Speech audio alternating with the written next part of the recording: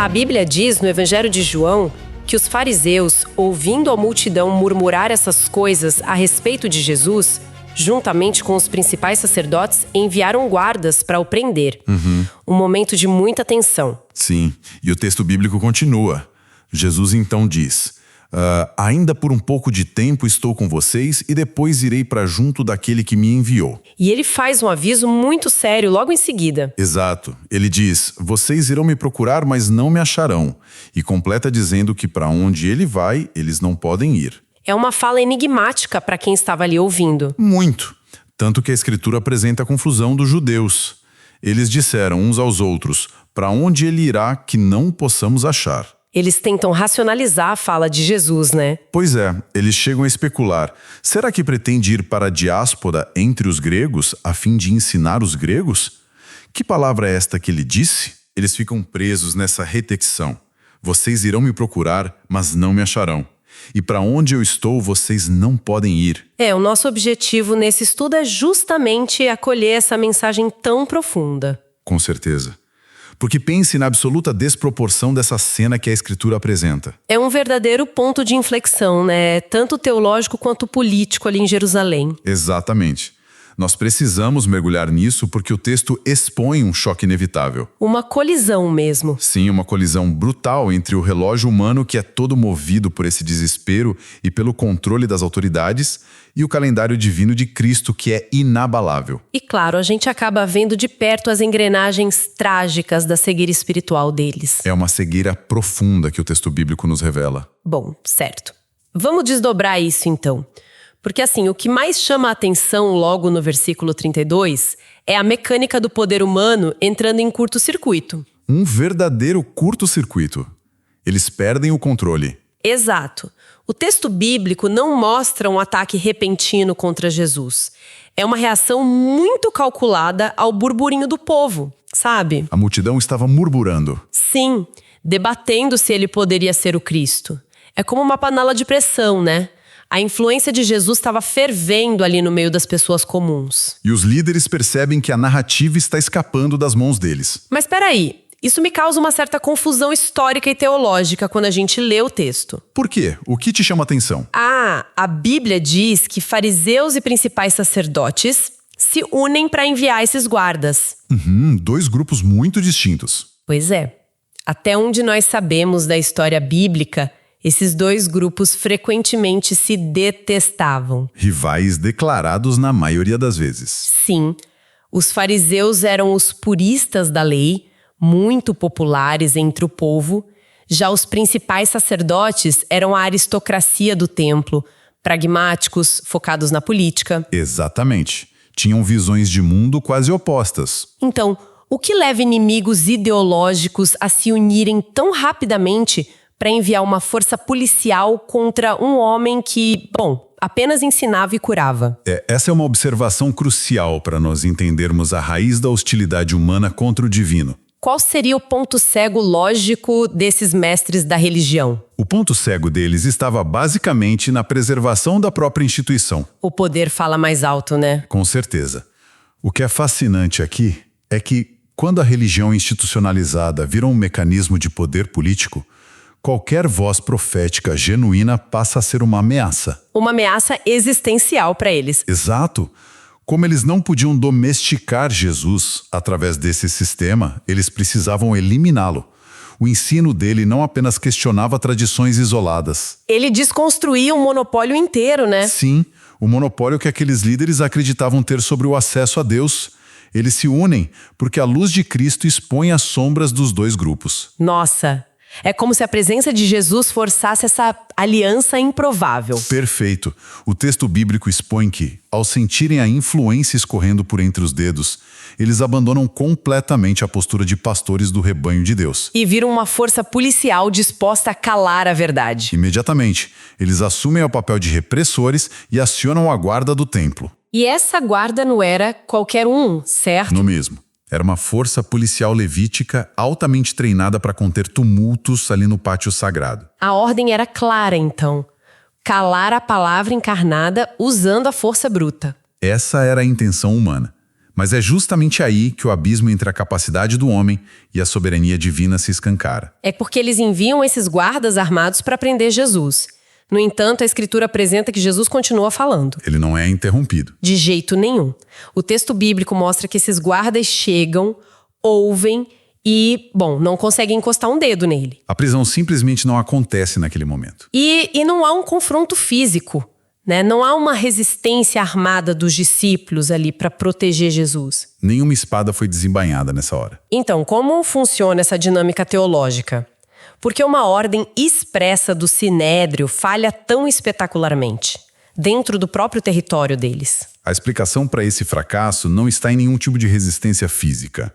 Está na teologia profunda que encontramos neste trecho do Evangelho de João. O calendário divino que você mencionou antes. Exatamente. A Bíblia constrói meticulosamente essa distinção entre duas percepções de tempo. Existe o tempo humano, que chamamos de Cronos. Que é o tempo cronológico, linear. Isso. O tempo dos relógios, das agendas políticas e das ordens de prisão. Mas existe o Kairos. O tempo determinado por Deus. Exato. O tempo da consumação do propósito divino. A teologia joanina presente no trecho deixa claro que a hora de Jesus ser entregue ainda não havia chegado. Não era um momento marcado no relógio celestial. E essa hora não era só um horário no relógio de Jerusalém. Era o evento cósmico da glorificação dele através da cruz. Nossa, então os guardas fracassam porque o ser humano não tem jurisdição sobre esse tempo? Nenhuma jurisdição.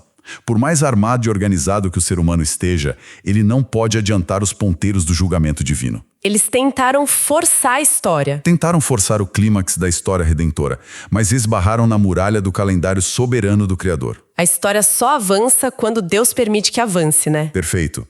Nenhuma força militar pode prender a Deus antes da hora que ele mesmo estabeleceu para se entregar. Aqui é que a Escritura se torna ainda mais instigante, na verdade. Sim, por conta da reação de Jesus. Pois é, essa percepção da soberania sobre o tempo nos leva diretamente à resposta dele nos versículos 33 e 34. Que é uma resposta desconcertante para os líderes. Totalmente. Porque, assim, a expectativa natural de qualquer ser humano, sabendo que há uma polícia a caminho com um mandado de prisão, seria o quê? Fuga. Pânico. Exato, uma fuga tática ou talvez uma defesa agressiva.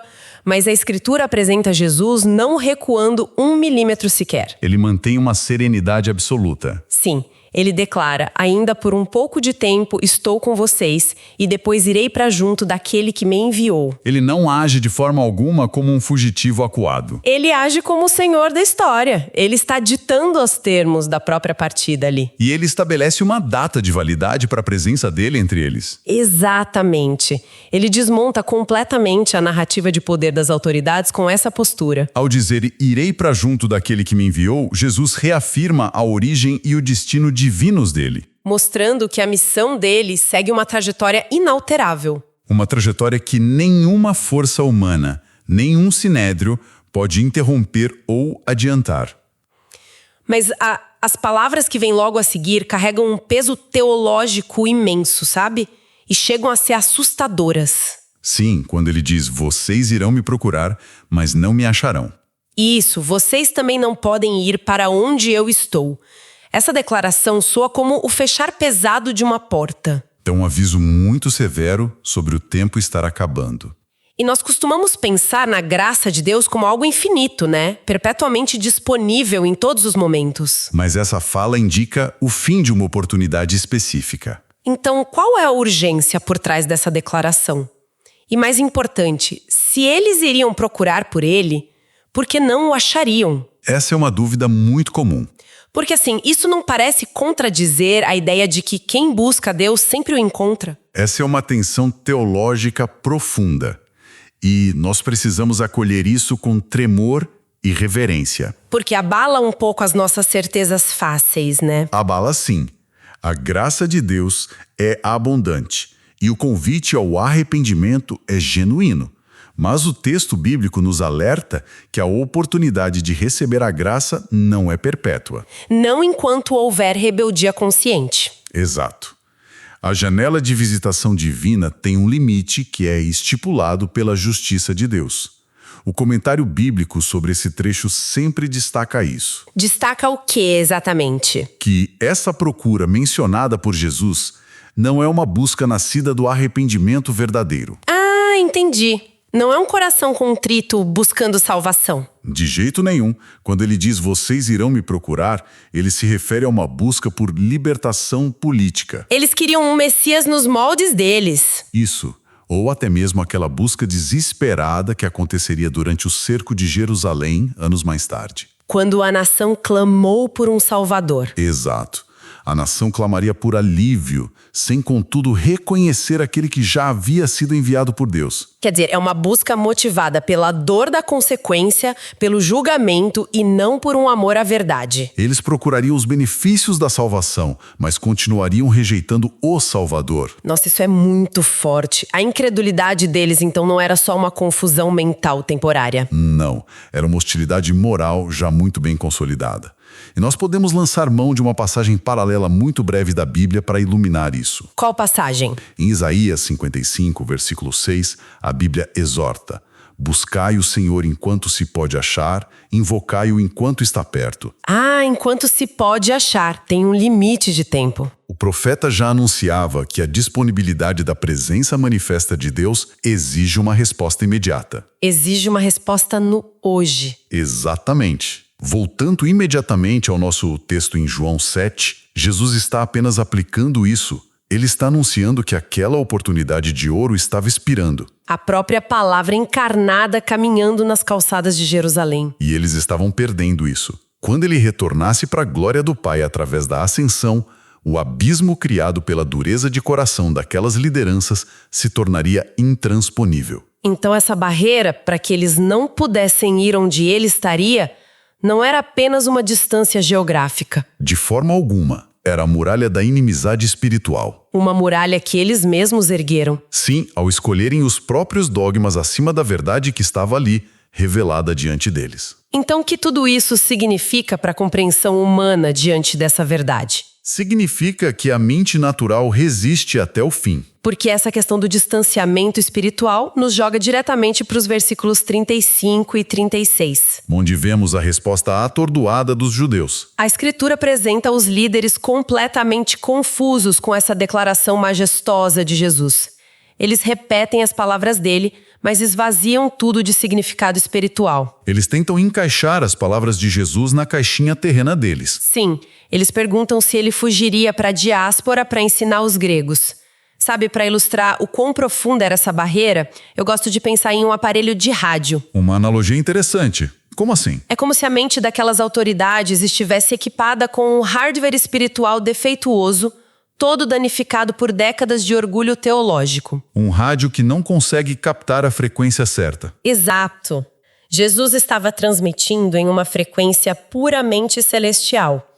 Ele estava falando em uma linha vertical, sobre voltar para o Pai, para a esfera eterna. E os líderes? As autoridades tinham os botões travados em uma frequência estritamente horizontal, terrena e política. Eles só conseguiam captar sinais geográficos. Sim.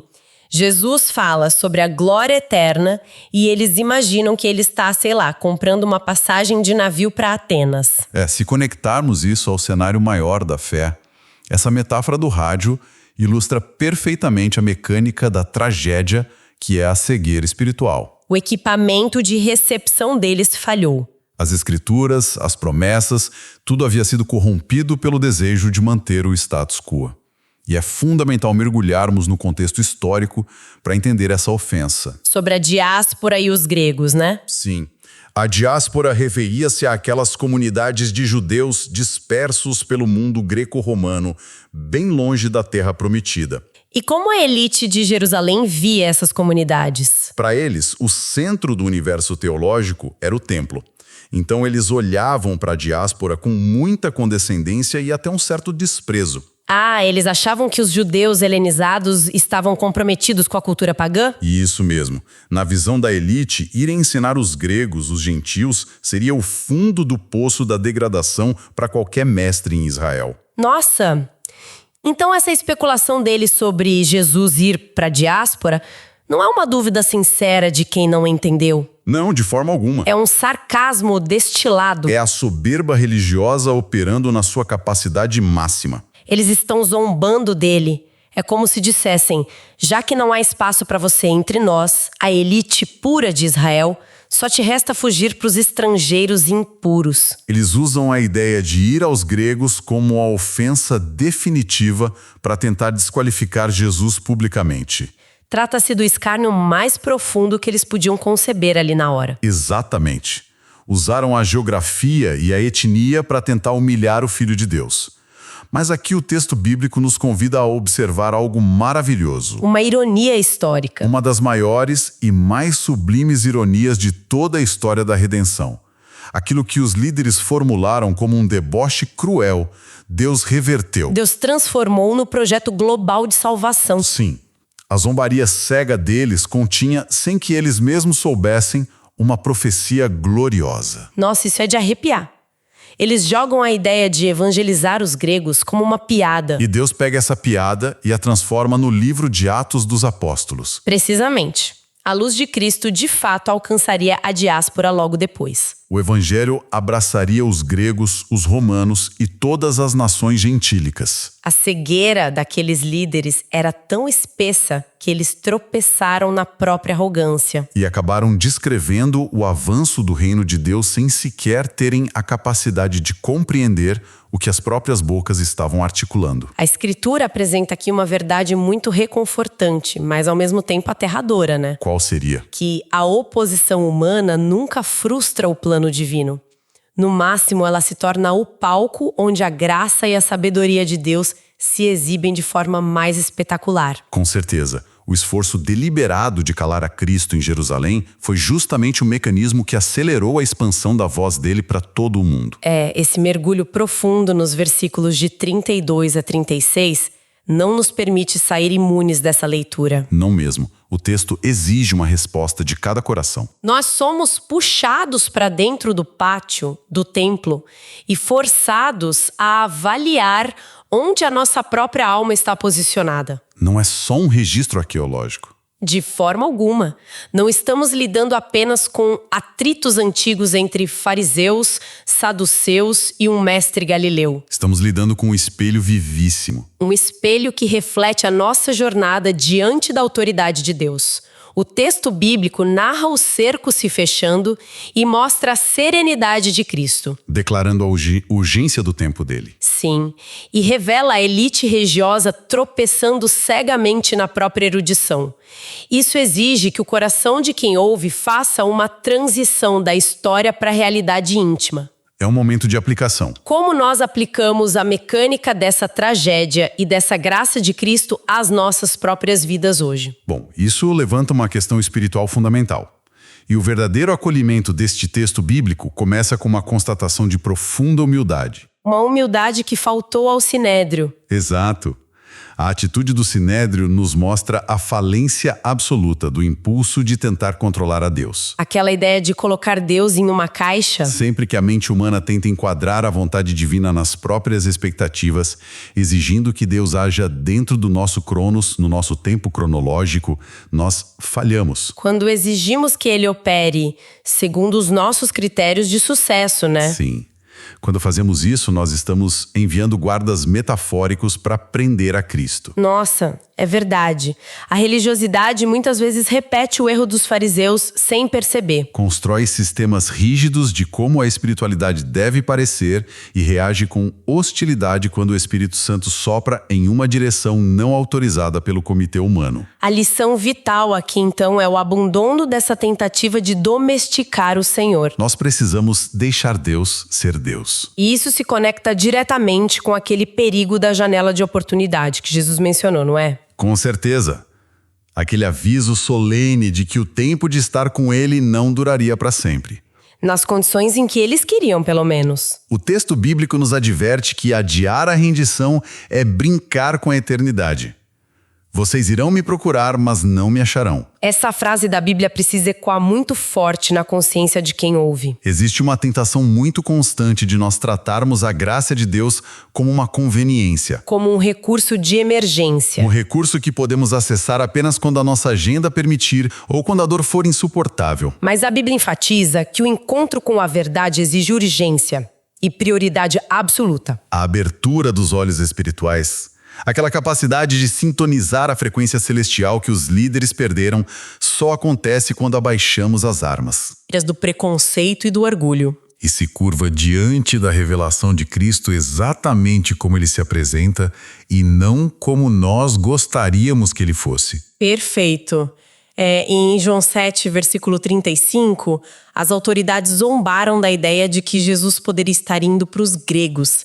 Foi uma rejeição vazada em escárnio puro, uma piada sarcástica trocada nos corredores sombrios do poder religioso para tentar ridicularizar o Salvador.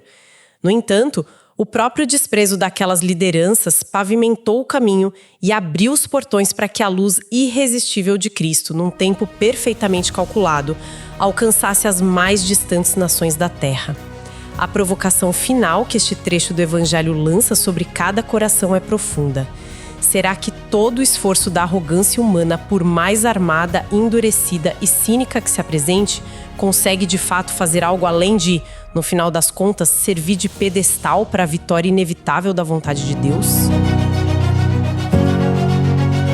Texto e produção Douglas Vieira. Música de Sergio Prosverini por Pixabay. Faixa Snowy Peaks. Bibliografia. Comentários expositivos Hernandes Dias Lopes, editora Agnos. Comentário bíblico Matthew Henry, editora CPAD. Antigo e Novo Testamento interpretado versículo por versículo Russell Norman Champlin, editora Agnos. Charles Spurgeon, Os Tesouros de Davi, editora CPAD.